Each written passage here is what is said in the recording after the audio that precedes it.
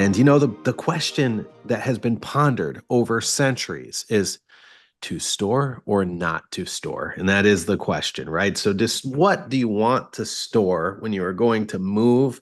Or even if you got too much clutter in your house, what do you want to put in storage and what do you not want to put in storage? We're here with George Metz of GMetz Moving and Storage, and he's going to share some storage failures, the stuff you do not want to put in there, and then the stuff you should put in there. George, welcome back to the program.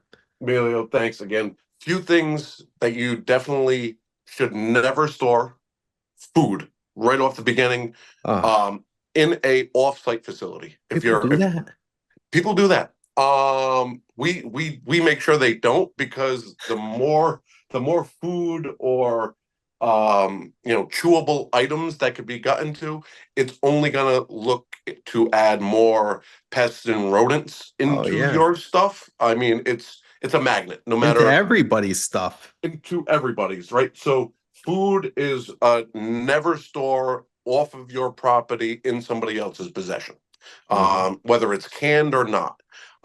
Canned food, everybody think, oh well, it's canned. I've had it for a few years. It's still good. The expiration date is great. Yeah, that's fine. But again, sometimes all you need is just one can to pop, one can to break, and it's going to cause a mess in there. Keep that stuff stored with a family member. Keep it stored where it should be in a decent temperature all the time, where it's consistent. Most of the time, people store their canned goods in their basement or their dry cellar or something off to the side. Great. Should never bring it to a storage facility ever when it comes to food. People always ask about electronics and artwork when it comes to storage. One, in our facility, you're perfectly fine. We have air conditioning, we have heat. We're fully, both of our buildings are fully insulated to protect from the outside harsh weather.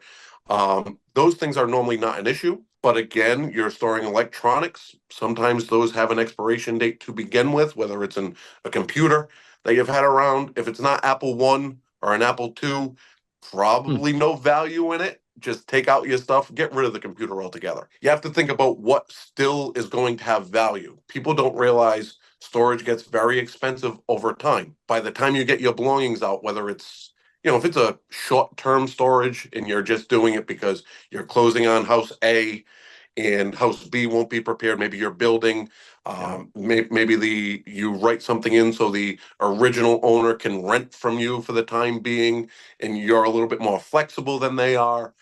So maybe that happens where you just need short-term storage. Hey, send it all except the food. Especially this time of year, we've gotten an influx in calls from people. Hey, we need to come in and grab our winter stuff. We expected to be in storage for 3 months. Here we are going on 6 months. We need to change out some of our clothes. So even thinking a little bit ahead, how long do you plan on storage? And like anything else, if you're doing a renovation, what do they say? Add 10, 15% extra in as a buffer budget. Same thing when it comes to storage. Think about how long you're going to be there and then say, well, what if it takes 2 or 3 months more? What am I going to need in that time frame?